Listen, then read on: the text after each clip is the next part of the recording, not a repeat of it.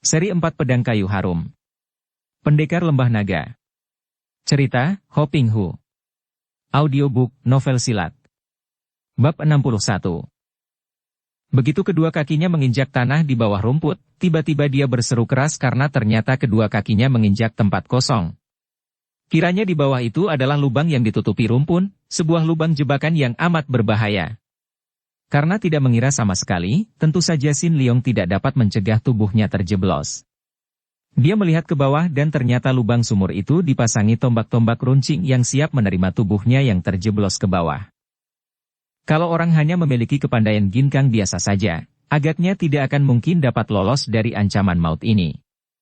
Tubuh Sin Liong sudah meluncur turun dan di bawah nampak ujung tombak-tombak runcing seperti deretan gigi mulut raksasa yang siap mencaplok dan menggigitnya. Sin Liong memiliki ketenangan yang luar biasa. Dia tidak mudah putus asa, maka dengan waspada dia memandang ke bawah, mengerahkan ginkangnya dan ketika dekat dengan ujung-ujung runcing itu, dia malah hinggap di atas ujung tombak mengerahkan sinkang pada telapak kakinya sehingga ujung tombak yang menembus sepatunya itu tidak melukai kaki dan dia lalu menggenjot tubuhnya, meloncat ke atas, keluar lagi dari sumur itu. Dia tiba di luar sumur, berdiri dengan kedua kaki terpentang lebar, waspada memandang ke sekeliling, akan tetapi tidak nampak gerakan seorang pun manusia, tanda bahwa dia tadi hanya menjadi korban jebakan-jebakan saja yang diatur sedemikian baiknya dan amat membahayakan orang yang terjeblos ke dalamnya. Dia melangkah terus, kini dengan hati-hati agar tidak sampai terjeblos ke dalam perangkap lagi. Kalau kakinya menginjak sesuatu yang tidak wajar, dia lalu meloncat jauh ke depan, melewati daerah yang dipasangi jebakan itu. Akhirnya dia keluar dari padang rumput itu dengan selamat dan tibalah dia di sebuah taman penuh dengan pohon-pohon besar yang merupakan pekarangan depan yang luas dari perkampungan Pek Lian Kau. Suara musik makin jelas terdengar dari pusat perkampungan itu. Perkampungan Pek Lian Kau terkurung dinding tembok putih, dan tidak nampak seorang pun di luar tembok. Shet shet shet. Tiba-tiba nampak sinar-sinar berkelebatan dan tahu-tahu ada belasan batang anak panah menyambar dari atas, menancap di atas tanah di depan Sin Liong, merupakan pagar anak panah yang menghadang perjalanannya. Melihat ini, Sin Liong mengerling ke atas dan melihat bayangan orang-orang di atas pohon besar. Beginikah caranya Pek Lian Kau menyambut kedatangan seorang tamu? Dengan perangkap-perangkap dan anak panah, tanyanya dengan suara melengking nyaring sehingga suara itu berdengung sampai jauh. Hening sejenak setelah terdengar suara nyaring dari Sin Liong ini. Kemudian terdengar suitan-suitan tanda rahasia, dan tak lama lagi banyak bayangan orang melayang turun dari atas pohon, dan ternyata orang ini adalah seorang yang berjubah pendeta, berusia kurang lebih 50 tahun.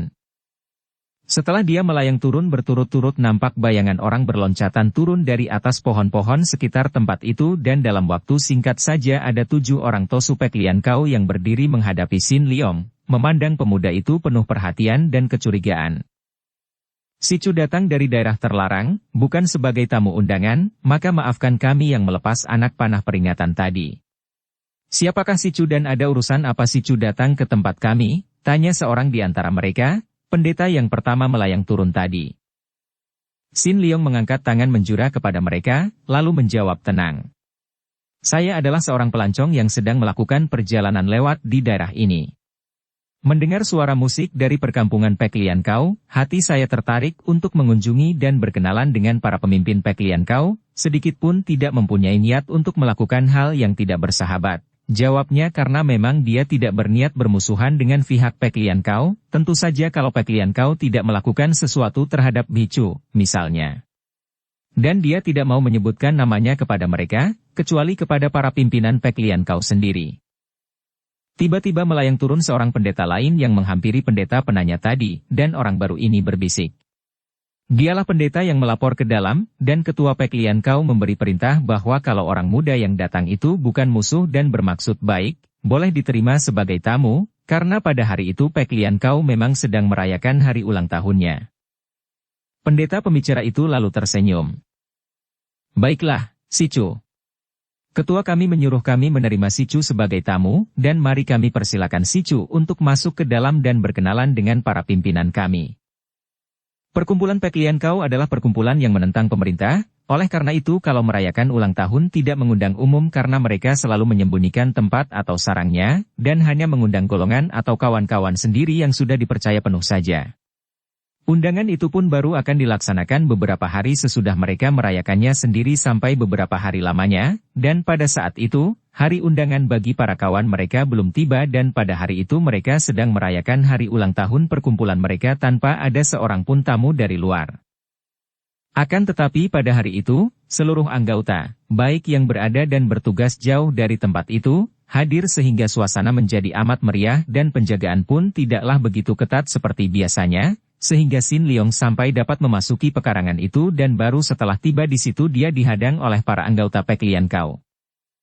Kini pintu gerbang dibuka dan Sin Leong diantar masuk ke dalam perkampungan yang cukup luas. Semua rumah di perkampungan itu dihias dengan kertas-kertas merah dan suasananya cukup meriah, dan di bangunan induk berkumpul para pimpinan, di mana para anggota bagian musik sedang memeriahkan suasana dengan permainan musik dan nyanyian serta tarian. Munculnya pemuda ini tentu saja menimbulkan sedikit keheranan dan kecurigaan, akan tetapi karena Kim Hua Chinjin sendiri yang memerintahkan pemuda itu disambut sebagai tamu, maka kini Sin Leong diiringkan memasuki bangunan induk dan masuk ke dalam ruangan luas di mana terdapat Kim Hua Chinjin sendiri bersama para tokoh Pek Lian Kau, para murid terkasih dan semua orang memandang kepada pemuda yang melangkah masuk dengan tenang itu. Kim Hua Chinjin sendiri masih tetap duduk sambil menatap wajah pemuda yang masuk itu dengan sinar mata tajam penuh selidik. Dari kedudukan dan sikap kakek yang memiliki sepasang mata tajam dan aneh menyeramkan seperti mata iblis dalam dongeng itu, Sin Leong dapat menduga tentulah kakek tua yang menyambutnya dengan duduk saja itulah ketua Pek Lian Kau maka dia lalu berhenti di depan Kim Hua Chinjin, menjura dengan hormat sambil berkata, "Harap kau, ketua agama, suka memaafkan kalau saya datang mengganggu." Ketika masuk tadi, Sin Leong sudah mencari-cari dengan pandang matanya, namun dia tidak melihat adanya bicu di situ, maka dia merasa agak lega dan dia bersikap sopan agar tidak menyinggung orang-orang Pek Lian Kau. Kim Hua Chinjin mengangguk-angguk. Dari pelaporan kami mendengar bahwa engkau memiliki kepandaian yang tinggi, Sicu. Sungguh membuat kami merasa kagum bahwa seorang pemuda seperti Sicu telah dapat memiliki ilmu kepandaian yang tinggi. Tentu Sicu murid seorang sakti dan siapakah nama Sicu? Nama saya Sin Leong, jawab pemuda ini tanpa menyebutkan Shi, nama keturunan, dan kiranya ketua Pek Lian Kau itu pun tidak bertanya tentang itu tanda bahwa ketua ini bersikap ramah dan menanyakan nama hanya untuk membalas sikapnya yang sopan saja padahal sebenarnya ketua ini tidak memandang dia sebagai orang penting. Saya kebetulan lewat dekat sini dan mendengar suara musik. Saya tertarik dan memasuki daerah ini tanpa memiliki niat yang buruk. Kim Hua Chinjin hanya mengangguk. Tiba-tiba terdengar suara merdu di sebelah kanan kakek itu. Suhu, dalam suasana gembira ini kita kedatangan tamu terhormat, bagaimana kalau Tecu, murid, mempersiapkan hidangan untuk tamu agung? Sin Leong cepat memandang dan ternyata yang bicara ini adalah seorang di antara sekelompok wanita-wanita muda yang duduk di dekat kakek itu. Wanita-wanita itu berusia antara 20 sampai hampir 40 tahun, rata-rata berwajah cantik dan sikapnya jelas menunjukkan bahwa mereka adalah orang-orang yang pandai ilmu silat. Dan memang mereka itu adalah murid-murid dari Kim Hua Chinjin, murid-murid wanita yang berbakat. Yang bicara tadi adalah seorang wanita cantik berusia kurang lebih 27 tahun, pakaiannya indah dan rambutnya digulung rapi, dihias burung hong terbuat dari emas dan permata yang berkilauan. Di antara para murid wanita itu, wanita inilah yang paling cantik, kerling matanya tajam dan senyumnya amat manis. Ketika Sin Leong memandang kepadanya, wanita itu pun menatapnya dengan sinar mata yang demikian menantang dan penuh gairah sehingga Sin Leong cepat menundukkan mukanya kembali. Hahaha, Ciaoqi, kita sedang berulang tahun dan biarlah kuturuti permintaanmu sebagai hadiahku tahun ini. Memang benar sekali. Kita harus menjamu tamu agung, nah, kau layanilah si Cu ini. Sin Leong menjadi kikuk sekali, akan tetapi dia sudah terlanjur masuk ke situ dan memang dia berniat menyelidiki apakah bicu berada di situ, maka ketika wanita cantik itu bangkit dan menghampirinya, lalu dengan sikap manis mempersilakan dia duduk di atas sebuah kursi menghadapi meja yang masih kosong, tidak jauh dari situ, dia tidak membantah, mengangguk dan menjura menyatakan terima kasihnya. Ciaoqi, murid wanita Kim Hua Chinjin itu, lalu mengeluarkan hidangan dan arak, diatur di atas meja di depan Sin Leong. Ketika wanita itu melakukan semua ini dengan senyum manis dan kerling mata menyambar-nyambar penuh tantangan, Sin Leong mencium keharuman keluar dari sapu tangan dan pakaian wanita itu. Dia merasa makin kikuk, akan tetapi juga tidak berani menolak ketika Kim Hua Chin-jin sendiri dari tempat duduknya mempersilakan dia makan minum. Betapa heran rasa hatinya ketika dia melihat Xiaoqi duduk di depannya dan melayaninya, mengisi cawannya dengan arak kalau sudah kosong menawarkan masakan ini dan itu, dengan sikap amat mesranya. Padahal di situ terdapat banyak orang, terdapat banyak murid pria, mengapa justru murid wanita cantik ini yang harus melayaninya? Sin Leong yang tidak pernah dilayani wanita seperti itu, tentu saja menjadi gugup dan kikuk sekali, dan sikapnya ini agaknya semakin menarik hati Xiaoqi. Karena Xiaoqi terus mengisi cawan araknya dan mempersilakan minum, akhirnya pengaruh arak membuat Sin Leong agak nanar juga. Ketika tari-tarian yang dilakukan oleh wanita-wanita cantik, nyanyian yang diiringi musik merdu dipertunjukkan, Sin Leong tidak lagi merasa heran, bahkan menonton dengan gembira sambil mendengarkan pula obrolan Xiaoqi yang bercerita dengan suara merdu. Ini adalah ulang tahun kami yang ke-8, Si Chu. Sudah 8 tahun kami mempergunakan tempat ini sebagai pusat dan tidak pernah mengalami gangguan. Dan pesta ulang tahun sekarang ini bagiku paling indah berkesan karena kehadiranmu. Gugup dan kikuk sekali, dan sikapnya ini agaknya semakin menarik hati Xiaoqi. Sin Leong hanya tersenyum. Telinganya penuh dengan suara-suara merdu merayu yang mempesona dan membuatnya lengah. Ketika itu, para wanita yang menari telah mengundurkan diri dan suara tambur dipukul gencar, musik mengalunkan lagu perang yang dahsyat. Lalu muncullah 2 orang wanita dan Sin Leong terbelalak. 2 orang wanita muda itu memakai pakaian tipis yang membayangkan bentuk tubuh mereka, kedua tangan mereka memegang 2 batang obor yang belum dinyalakan. Setelah mereka menjatuhkan diri berlutut di depan sang ketua, lalu Kim Hua Chin-jin meraih dan obor-obor itu menyala. Seperti main sulap saja. Kini kedua orang wanita muda itu mulai menari dengan obor-obor di kedua tangan. Sinar obor yang merah itu menyoroti tubuh mereka dan mereka itu seperti telanjang bulat saja karena sinar itu menembus pakaian yang tipis, memperlihatkan semua lekuk-lengkung tubuh mereka yang masih muda dan padat berisi. Para murid Pek Lian Kau bersorak dan bertepuk-tepuk tangan mengikuti irama musik dan suasana penuh dengan pesona dan gairah. Tiba-tiba Sin Leong merasa betapa ada tangan halus yang membelai jari-jari tangannya yang terletak di atas meja. Dia terkejut melihat betapa yang mengelus tangannya itu adalah tangan Xiaoqi. Sin Leong cepat mengibaskan tangannya dan menarik tangan itu dari atas meja. Xiaoqi menahan jeritnya karena tangannya terasa agak nyeri. Matanya terbelalak menatap wajah Sin Leong, akan tetapi sinar matanya segera melembut kembali dan senyumnya makin manis memikat. Dari tempat duduknya, Kim Hua Chin-jin melihat adegan ini. Tiba-tiba dia mengangkat kedua tangannya ke atas, menghadap ke arah Sin Leong dan mulutnya kemak-kemik. Ketika itu Sin Leong masih menentang pandang mata Xiaoqi. Tiba-tiba dia merasa seperti ada dorongan yang mengharuskan dia menoleh, memandang kepada 2 orang penari wanita yang menggerak-gerakkan obor mereka. Dukung channel Novel Silat dengan subscribe, follow, like, komen dan share. Sinar obor itu menyilaukan kedua matanya dan Sin Leong mengeluh. Tiba-tiba dia melihat 2 buah mata, sepasang mata yang tajam liar dan menyeramkan, seperti mata iblis sendiri, memandangnya sedemikian rupa sehingga dia terbelalak. Sang mata iblis ini seperti menari-nari di antara obor yang bergerak-gerak itu dan tiba-tiba dia merasa tubuhnya lemas dan matanya mengantuk. Tak tertahankan lagi olehnya rasa kantuk itu.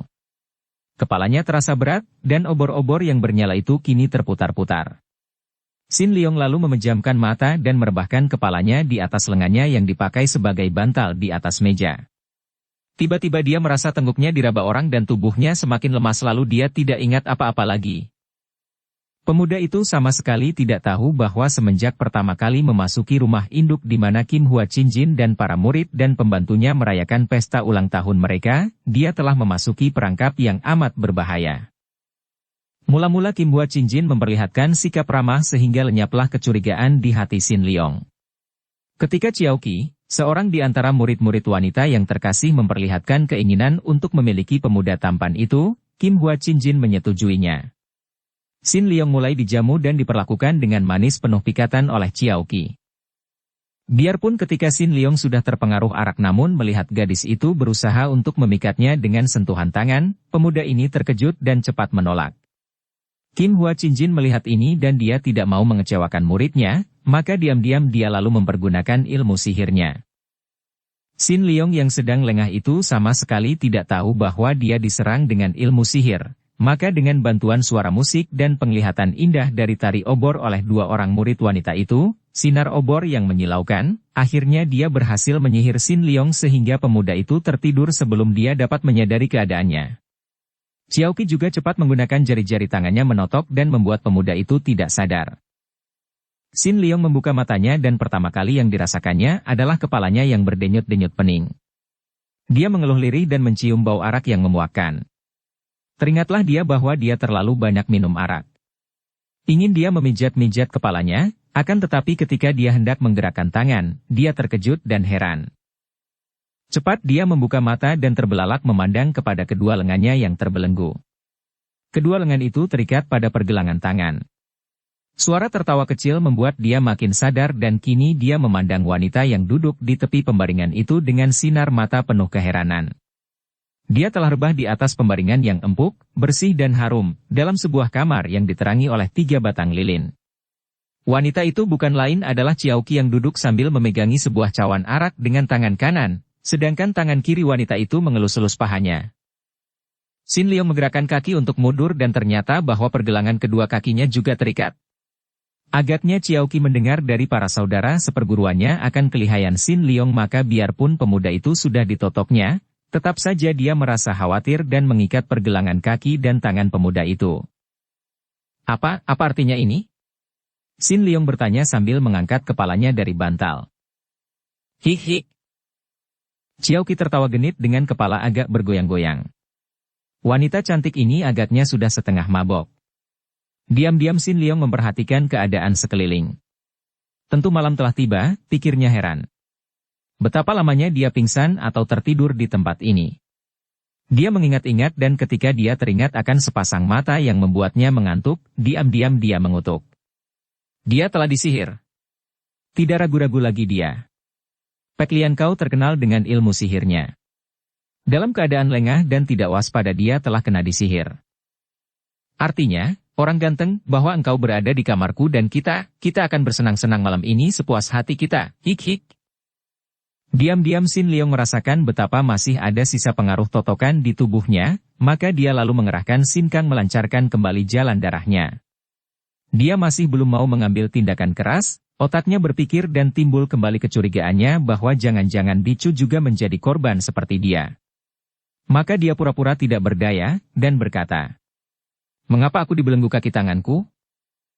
Aku khawatir engkau akan menolak, sayang. Aku membelenggumu, akan tetapi lihatlah, belenggu itu dari ikat pinggang suteraku, baunya harum, kau ciumlah, hik-hik. Kalau engkau bersikap manis, tentu akan kulepaskan belenggumu. Sekarang, kau minumlah secawan arak ini. Arak ini pemberian suhu, arak istimewa, kau minumlah, sayang, setelah itu baru kubebaskan engkau dan kita bersenang-senang." Cawan arak itu didekatkan pada mulut Sin Leong dan dia mencium bau arak bercampur bau yang aneh. Mengertilah Sin Leong bahwa arak ini pun tidak wajar, bukan sembarang arak, akan tetapi tentu saja dia tidak mau minum. "Nanti dulu, aku masih pening karena terlalu banyak minum, sebetulnya, aku sedang mencari seseorang, saudaraku." Dia membohong. Yang dicarinya adalah seorang gadis, kalau dia bilang sahabat tentu akan menimbulkan kecurigaan, maka dia mengatakan saudaranya. Saudaramu? Siapakah saudaramu dan mengapa kau mencarinya di sini?" tanya wanita yang sudah merah mukanya karena setengah mabuk itu tangan kirinya masih mengelus paha Sin Leong yang membuat pemuda itu merasa geli. "Saudaraku seorang gadis bernama Bicu." Sin Leong berhenti bicara karena melihat perubahan pada wajah gadis itu, sepasang mata yang tadinya nampak penuh gairah dan setengah terpejam itu tiba-tiba agak terbelalak. Jantungnya berdebar dan yakinlah dia bahwa wanita ini tahu tentang diri Bicu. Tentu saja Xiaoqi tahu tentang Bicu, murid baru gurunya itu. Dia merasa iri hati kepada Bicu yang muda dan cantik, dan yang oleh suhunya dipilih sebagai kembang untuk diperebutkan pada perayaan ulang tahun itu. Kalau tidak ada bicu, tentu dialah yang akan diperebutkan, bukan bicu. Dan karena iri hati itulah maka dia sengaja minta ganti kepada suhunya ketika dia melihat Sin Leong. Kiranya engkau saudaranya. Jangan khawatir, orang tampan, saudaramu itu sekarang sedang dilimpahi kesenangan oleh 3 orang murid Pek Lian Kau yang paling tampan dan gagah. Akan tetapi engkau pun tidak kalah mujurnya karena engkau mendapatkan aku. Hei, au. Tiba-tiba saja Sin Leong menggunakan sinkangnya dan semua ikatan tangan kakinya putus. Ketika melihat dia mematahkan belenggu dan tahu-tahu telah bangkit duduk itu, Xiao Qi terkejut bukan main dan sebelum dia sempat menjerit, jari tangan kiri Sin Leong telah mendekap mulut yang tadinya tersenyum manis penuh pikatan itu dan meremasnya perlahan sehingga mulut yang manis itu kini nampak peot dan buruk, mata yang tadinya setengah terpejam penuh gairah dan nafsu berahi itu kini terbelalak ketakutan.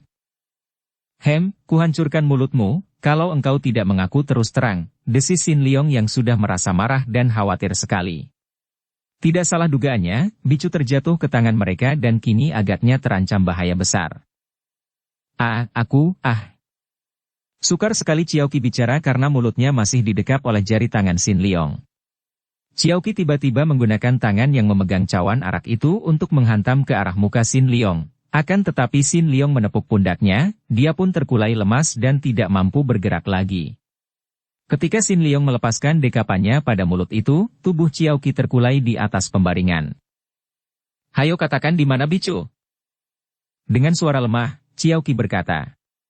Bunuhlah, murid Pek Lian Kau tidak takut mati. Bicu kini tentu sudah habis-habisan diperkosa oleh 3 orang suhengku. Pelak, tangan Sin Leong menampar dan wanita itu pingsan.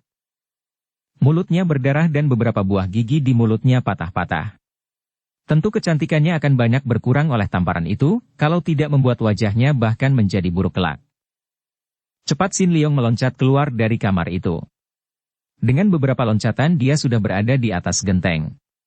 Pesta kaum Pek Lian Kau itu masih dilanjutkan dengan meriah, maka mudah baginya untuk melakukan penyelidikan, mencari-cari di mana bicu disembunyikan. Dia tidak perlu terus memaksa Xiao Qi untuk mengaku karena wanita itu agaknya merupakan tokoh Pek Lian Kau yang tidak akan mau membuka rahasia perkumpulan, biar diancam atau disiksa sekalipun. Dan Sin Leong takkan tega untuk menyiksa orang, maka dia mengambil keputusan untuk mencari sendiri setelah menampar wanita itu sampai pingsan dalam keadaan tertotok agar tidak membuat gaduh selagi dia mencari tempat bicu disembunyikan. Dia mengintai dari genteng, melihat ke dalam kamar-kamar yang banyak terdapat di perumahan itu. Banyak dia melihat kecabulan-kecabulan yang menjijikkan hatinya dan membuat dia tidak mengerti mengapa perkumpulan agama seperti Pek Lian Kau ternyata memiliki pimpinan dan anggota-anggota yang menjadi hamba-hamba nafsu berahi seperti itu. Hampir di setiap kamar dia melihat para anggota Pek Lian Kau bermain cinta dengan pasangan masing-masing dalam keadaan mabuk. Tiba-tiba dia melihat bayangan berkelebat di bawah. Gerakan bayangan itu amat ringannya, maka dia cepat mengintai. Dengan heran dia melihat bahwa bayangan itu bukan lain adalah bayangan Kim Hua Chinjin, ketua Pek Lian Kau sendiri. Dan kakek tua itu kini berindap-indap menghampiri jendela sebuah kamar dan sinar lampu yang menimpa wajah tua itu memperlihatkan senyum iblis, yang membuat Sin Leong bergidik. Melihat kakek itu kini mengintai dari jendela, dia tertarik dan cepat dia melayang ke atas genteng dan dengan hati-hati membuka genteng untuk melihat apa yang sedang terjadi di dalam kamar yang diintai sendiri oleh ketua Pek Lian Kau itu. Dan hampir saja Sin Leong terjengkang di atas genteng, hampir saja dia berseru keras ketika melihat apa yang terdapat di dalam kamar itu.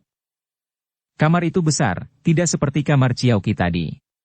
Di sudut kamar mengelilingi sebuah meja yang penuh masakan dan arak sehingga bau arak sampai tercium olehnya di atas genteng, duduk 3 orang laki-laki yang hampir telanjang bulat, hanya mengenakan cawat saja. Mereka itu minum arak sambil tertawa-tawa gembira. Yang seorang berusia kurang lebih 40 tahun, kumisnya tebal pendek dan jenggotnya terpelihara rapi, yang 2 orang berusia sekitar 30 tahun dengan muka halus. Ketiganya bertubuh tegap dan berwajah yang dapat disebut tampan dan gagah. Rambut mereka digelung ke atas seperti rambut para tosu Pek Lian Kau.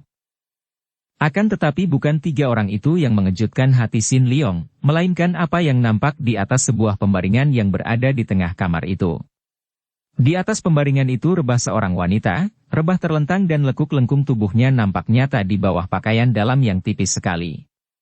Pakaian luar wanita itu berserakan di bawah tempat tidur dan wanita itu kelihatan seperti orang yang tidur nyenyak. Dapat dibayangkan betapa kaget rasa hati Sin Leong melihat wanita ini karena dia mengenalnya sebagai bicu. Dan darah itu tentu dibius, pikirnya dengan kedua tangan dikepal dan mulai berubah merah, sepasang matanya mencorong seperti mata naga yang marah. Sayang dia terpaksa dibius, kata si kumis tebal. Kalau tidak dia tentu akan menolak dan melawan mati-matian. Aku lebih senang kalau dia melawan dan meronta, tidak seperti sekarang ini, mirip mayat, celah orang kedua sambil menenggak araknya. Dan aku lebih senang kalau dia itu menyerahkan diri dengan manis dan sukarela. Mengapa Suhu tidak mempergunakan obat perangsang saja? Seorang dara yang berhati baja seperti dia itu sukar dapat dipengaruhi obat perangsang, betapapun juga, dia mulus dan masih remaja. Biarlah kalian menonton dulu, aku akan menjadi orang pertama. Jangan begitu, Su Heng. Engkau harus mengalah kepadaku. Biarlah aku dulu yang... Tidak, aku dulu. Aku yang termuda dan aku lebih pantas baginya. Si kumis tebal tertawa. Hahaha, kita berebutan seperti anak kecil, seolah-olah kita tidak pernah mendapatkan seorang perawan remaja. Sudahlah, lebih baik kita undi saja. Atau kita berpetak tangan, siapa menang dia mendapatkan dulu. Mendengar percakapan itu lega bukan main rasa hati Sin Leong. Jelaslah bahwa mereka itu belum sempat mengganggu Bicu. Bicu belum ternoda dan kedatangannya belum terlambat. Dia tidak mau membuang waktu lagi. Selagi 3 orang Tosu itu main petak tangan untuk menentukan siapa yang berhak mendapatkan tubuh dara itu lebih dulu, tiba-tiba terdengar suara keras di atas kamar dan juga di luar rumah. Suara keras di atas kamar itu terjadi karena Sin Leong menerjang genteng sampai bobol dan tubuhnya melayang ke dalam kamar seperti seekor naga melayang dari angkasa menerobos awan gelap. Sedangkan suara kedua lebih keras lagi, yaitu suara sorak-sorai yang gegap gempita dari banyak orang berkelahi dan beradunya senjata-senjata tajam. Semua orang yang berada di kamar itu terkejut, demikian pula Kim Hua Chinjin yang sedang mengintai dengan hati berdebar penuh ketegangan bernafsu berahi itu menjadi terkejut bukan main. Dia melihat betapa pemuda yang menjadi tamunya, yang telah ditundukkannya dengan ilmu sihir dan diserahkan kepada Ciao Qi untuk dimiliki wanita muridnya itu untuk malam ini dan dia sendiri akan mengintai di kamar Ciao Qi, tiba-tiba melayang turun ke dalam kamar. Akan tetapi lebih kaget lagi ketika dia mendengar suara hiruk-pikuk di luar. Perhatiannya terbagi, akan tetapi dia menganggap keadaan di luar amat berbahaya, maka tanpa memperdulikan keadaan dalam kamar itu, karena dia memandang rendah kepada Sin Leong dan percaya bahwa 3 orang muridnya akan dapat menghadapinya, Kim Hua Chinjin cepat melompat keluar. Dia terkejut sekali melihat bahwa yang menimbulkan suara gaduh itu adalah penyerbuan dari pasukan pemerintah terhadap sarang Pek Lian Kau. Kini para anggota Pek Lian Kau yang tadi masih berpesta pora, menghadapi serbuan pasukan pemerintah dengan gugup. Bahkan ada beberapa orang muridnya yang masih telanjang bulat terpaksa melawan musuh, karena mereka itu tadi sedang bersenang-senang dengan pasangannya di dalam kamar, dikejutkan oleh suara itu sehingga keluar dan lupa memakai pakaiannya. Sementara itu, dengan ringan sekali Sin Leong sudah melayang turun ke dalam kamar. Dia pun mendengar suara ribut-ribut di luar dan dia merasa khawatir. Dia harus dapat cepat melarikan Bicu dari kamar ini dan keluar dari perkampungan Pek Lian Kau, karena kalau sampai dia dikepung oleh semua tokoh dan anggota Pek Lian Kau, akan sukarlah baginya untuk dapat menolong Bicu. Apalagi Bicu berada dalam keadaan pingsan terbius seperti itu, tidak mampu bergerak sendiri. 3 orang Tosu Pek Lian Kau yang memenangkan hadiah murid wanita baru itu, juga terkejut bukan main. Mereka segera mengenal pemuda yang menjadi tamu ketua mereka dan yang siang tadi sudah ditawan dan diberikan kepada semua mereka. Marahlah mereka dan serentak mereka maju menerjang Sin Leong, biarpun mereka dalam keadaan hampir telanjang seperti itu. Melihat gerakan mereka, tahulah Sin Leong bahwa mereka itu ternyata adalah tokoh-tokoh besar Pek Lian Kau, dan tentu merupakan murid-murid utama dari ketua Pek Lian Kau maka dia pun cepat mengelak dan menangkis. Kemudian dengan beberapa jurus Sanin Kun Hoat, dengan mengisi kedua tangannya dengan Tian Te Sin Chiang, Sin Leong balas menyerang. 3 orang Tosu itu cepat menangkis dan seorang demi seorang berteriak kaget sekali, tubuh mereka terlempar dan menabrak dinding kamar karena mereka itu tidak tahan beradu lengan yang terisi Tian Te Sin Chiang itu. Sejenak mereka nanar dan pusing karena terbanting keras pada dinding kamar dan kesempatan ini dipergunakan oleh Sin Leong untuk menyambar tubuh bicu, tanpa memperdulikan keadaan tubuh dara itu yang hanya tertutup pakaian dalam tipis. Dia lalu memondongnya dan melarikan diri meloncat keluar melalui lubang di atas genteng. Kemudian dengan cepat dia pun meloncat ke tempat yang agak sunyi di belakang rumah karena di banyak tempat kini nampak obor-obor dan orang-orang berkelahi dengan hebat dan mati-matian. Dia tidak tahu apa yang telah terjadi, siapa yang sedang bertempur itu, dan dia pun tidak peduli. Yang penting adalah menyelamatkan bicu dan selama dia masih berada di dalam perkampungan itu, keselamatan bicu terancam bahaya. Maka larilah dia, menyusup-nyusup di antara tempat-tempat gelap. Beberapa kali dia bertemu dengan anggota Pek Lian Kau atau anggota pasukan penyerbu sehingga terpaksa dia merobohkan mereka ini dengan tendangan-tendangan kakinya. Tiba-tiba terdengar suara yang amat nyaring melengking, seolah-olah datang dari atas langit. "Leong Te, di mana engkau?" Sin Leong terkejut bukan main seolah-olah mendengar kilat menggelegar di siang hari yang panas. Tentu saja dia mengenal suara itu. Suara Cheng Han Ho. Celaka, pikirnya, kiranya para penyerbu Pek Lian Kau itu adalah pasukan pemerintah yang agaknya dipimpin sendiri oleh Cheng Han Ho. Pangeran ini jauh lebih lihai dan berbahaya daripada semua orang Pek Lian Kau. Maka dia mempercepat larinya berloncatan dan akhirnya dia berhasil keluar dari perkampungan Pek Lian Kau yang geger itu.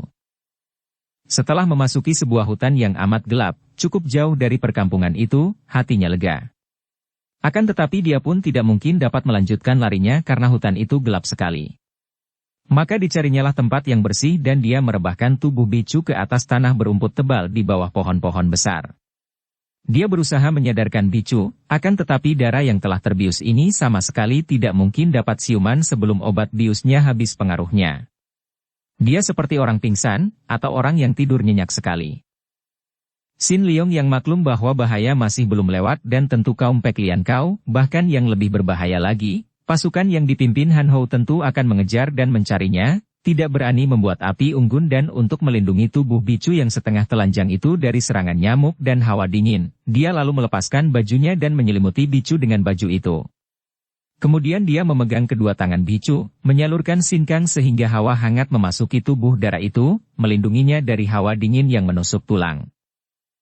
Pada keesokan harinya pagi-pagi sekali Sin Leong sudah mendengar suara orang-orang memasuki hutan itu.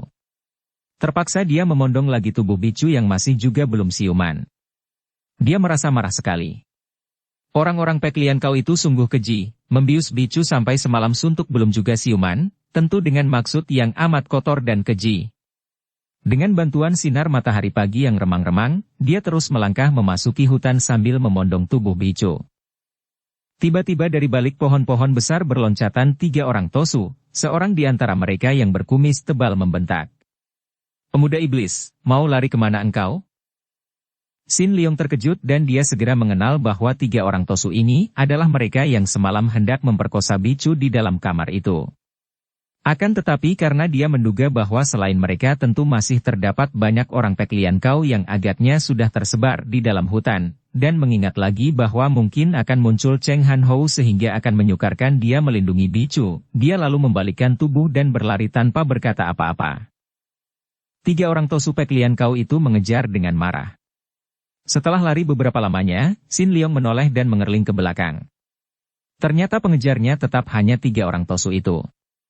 Giranglah hatinya dan dia cepat menurunkan tubuh bicu ke atas rumput, dan dengan tenang dia menanti kedatangan mereka. 3 orang tosu itu adalah murid-murid pilihan dari Kim Hua Chin Jin. Kalau di waktu Sin Leong masuk ke dalam kamar untuk menolong bicu mereka itu tidak sempat melakukan perlawanan yang gigih adalah karena mereka bertiga berada dalam keadaan hampir telanjang. Kini mereka sudah siap siaga dengan pakaian lengkap dan melihat pemuda itu menurunkan tubuh dara yang telah menjadi sumo mereka dan menjadi kekasih mereka bertiga karena oleh suhu mereka telah diserahkan kepada mereka, 3 orang tosu ini segera menerjang ke depan. Mereka semalam setelah mengenakan pakaian lalu melakukan pengejaran, tanpa memperdulikan kegegeran yang terjadi di dalam perkampungan Pek Lian Kau dan melihat pemuda itu lenyap dalam hutan, mereka lalu mencari-cari sampai jauh ke dalam hutan. Karena keadaan amat gelap, maka mereka menanti dan pada pagi hari itu, benar saja mereka melihat pemuda yang dikejarnya berjalan memondong tubuh calon korban mereka. Setelah merasa yakin bahwa pengejarnya hanya 3 orang murid Pek Lian Kau itu, timbullah kemarahan di hati Xin Liong. 3 orang itu jahat sekali dan semalam hampir saja menodai kehormatan bicu yang sedang pingsan, maka, orang-orang seperti itu patut dihajar, bahkan patut dibunuh. Melihat mereka bertiga menyerangnya dengan tangan kosong, dengan pukulan berbentuk tamparan yang dia tahu tentulah merupakan pukulan yang beracun, dia sama sekali tidak mau mengelak dan menerima pukulan itu dengan tubuhnya, hanya menggerakkan kepala agar mukanya jangan sampai terkena pukulan. Plak! Plak! Plak! Pukulan atau tamparan 3 orang Tosu itu semua mengenai dada, pundak, dan leher. Akan tetapi, betapa kagetnya 3 orang Tosu itu ketika tangan mereka seperti mengenai besi baja saja dan lebih kaget lagi hati mereka ketika tangan mereka itu melekat tanpa dapat ditarik kembali dan sinkang mereka membanjir keluar melalui tangan mereka ke dalam tubuh pemuda itu. Mereka meronta, akan tetapi makin kuat mereka meronta, makin hebat lagi tenaga rontaan itu membanjir keluar dari tangan mereka. Si kumis tebal terbelalak memandang wajah Xin Liong yang tersenyum dingin, dan dia lalu berseru tergagap-gagap. I Beng. Mereka pernah mendengar dari guru mereka tentang ilmu yang mujizat ini, akan tetapi belum pernah melihat sendiri ilmu yang mereka anggap hanya terdapat dalam dongeng itu. Akan tetapi kini, melihat betapa tenaga sinkang mereka memberojol keluar tanpa dapat dicegah, mereka teringat akan ilmu itu dan mereka ketakutan setengah mati. Makin lemaslah mereka, muka mereka telah menjadi pucat karena kehabisan tenaga. Tiba-tiba timbul perasaan kasihan dalam hati Xin Liong. Mengapa dia harus membunuh orang, pikirnya. Memang 3 orang ini amat jahat, akan tetapi kejahatan mereka itu belum merupakan alasan kuat bagi dia untuk berubah menjadi Giam Loong alias malaikat pencabut nyawa. Tangan kirinya bergerak 6 kali dan 3 orang Tosu Pek Lian Kau itu berteriak dan roboh terjengkang, kedua pundak mereka patah-patah tulangnya. Untuk menghukum mereka, Xin Liong sengaja menghabiskan sinkang mereka dengan jalan mempergunakan ilmu Tikai Beng kemudian menampar remuk tulang-tulang kedua pundak mereka. Dengan demikian, biarpun 3 orang itu akan dapat pulih lagi kesehatannya, namun mereka sulit diharapkan akan dapat menjadi ahli-ahli silat yang pandai. Boleh dikata mereka dibuat menjadi tapadaksa dan lenyap kekuatan mereka. Xin Liong. Pemuda itu cepat membalik dan giranglah dia melihat bicu sudah bergerak dan cepat dia menghampiri dan berlutut di dekatnya. Bicu, kau sudah siuman, teriaknya. Hayo cepat kita melarikan diri, banyak musuh jahat mengejar kita. Xin Liong lalu merangkul dan hendak memondongnya kembali. Hah! Bicu menjerit dan tangan kanannya menampar. Plak! Pipi kiri Xin Liong kena ditampar dengan keras karena memang pemuda itu selain sama sekali tidak menyangka-nyangka, juga tidak mau menangkis. Dia terbelalak memandang dengan heran dan mengira bahwa obat bius itu masih mempengaruhi otak darah ini sehingga melakukan tamparan dalam keadaan masih belum sadar benar. Manusia cabul kau! Mata keranjang kau! Ceriwis kau! Mendengar caci maki bicu dan melihat betapa bicu dengan susah payah menggunakan kedua telapak tangan untuk menutupi bagian-bagian depan tubuhnya dan kemudian membalikkan tubuh membelakanginya, tidak sadar bahwa dengan berbuat demikian darah itu memperlihatkan 2 buah bukit pinggul yang indah bentuknya, yang dapat nampak melalui pakaian dalam yang tipis itu, mengertilah Xin Liong dan mukanya berubah merah sekali. Bicu, jangan salah mengerti, katanya lirih sambil menunduk, tidak berani terlalu lama memandang 2 bukit menonjol dan garis punggung itu. Ketahuilah bahwa ketika aku melarikanmu dari Pek Lian Kau, engkau sudah berada dalam keadaan seperti sekarang ini dan aku tidak banyak mempunyai waktu untuk mencari pakaian untukmu karena keadaan amat berbahaya dan semalam di dalam hutan ini, tak mungkin mencari pakaian untukmu dan sekarang. Ih, cerewet amat sih. Yang mereka pakai itu apalagi kalau bukan pakaian, bentak bicu. Xin Liong menoleh ke arah telunjuk yang menuding itu dan hampir dia menampar kepala sendiri. Mengapa dia sebodoh itu? Xin Liong tertawa lalu menghampiri seorang di antara 3 tosu tadi, yang paling kecil tubuhnya dan dengan paksa dia lalu menanggalkan pakaian luar tosu ini yang sudah tidak mampu bergerak lagi dan hanya menyeringai menahan nyeri ketika baju dan celana luarnya dilucuti karena kedua pundak yang hancur itu membuat dia tidak mampu menggerakkan tangan. Nah, pakailah ini, bicu. Bicu tidak banyak cakap lagi, menyambar pakaian itu kemudian lari ke belakang batang pohon besar untuk memakai jubah dan celana yang masih kebesaran untuknya itu. Diam-diam Sin Leong menahan ketawa. Tinggal merangkapkan jubah dan celana itu saja di luar pakaian dalamnya, mengapa harus bersembunyi di balik pohon segala? Tak lama kemudian Sin Leong melihat Bicu muncul dari balik pohon dan kembali dia harus menahan ketawanya karena memang Bicu nampak lucu sekali dalam pakaian Tosu yang kebesaran itu. Biarpun dia sudah menahan-nahan ketawanya, tetap saja mulutnya bergerak-gerak meruncing dan hal ini nampak oleh darah itu. Kenapa kau mencuca-mencucu seperti itu? Kau mentertawakan aku, ya? Tidak, hanya kau lucu sekali dalam pakaian itu, Bicu. Buatmu lucu, buatku sama sekali tidak lucu. Sin Leong, apa sih yang terjadi dengan diriku? Yang teringat olehku hanya bahwa aku ikut bersama Kim Hua Chin-jin, diambil murid olehnya. Engkau telah terjebak ke dalam perangkap berbahaya, Bicu. Peklian kau adalah perkumpulan pemberontak, jahat dan cabul. Aku mendapatkan dirimu pingsan oleh obat bius, dan hampir saja engkau dinodai oleh 3 orang keji itu.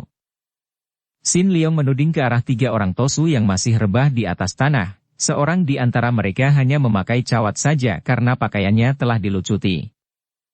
Muka Bicu menjadi merah sekali dan matanya terbelalak, membayangkan kemarahan. Apa? Bukankah mereka itu murid-murid Kim Hua Chin-jin? Benar, dan agaknya engkau diambil murid dengan maksud yang amat kotor dan keji. Keparat?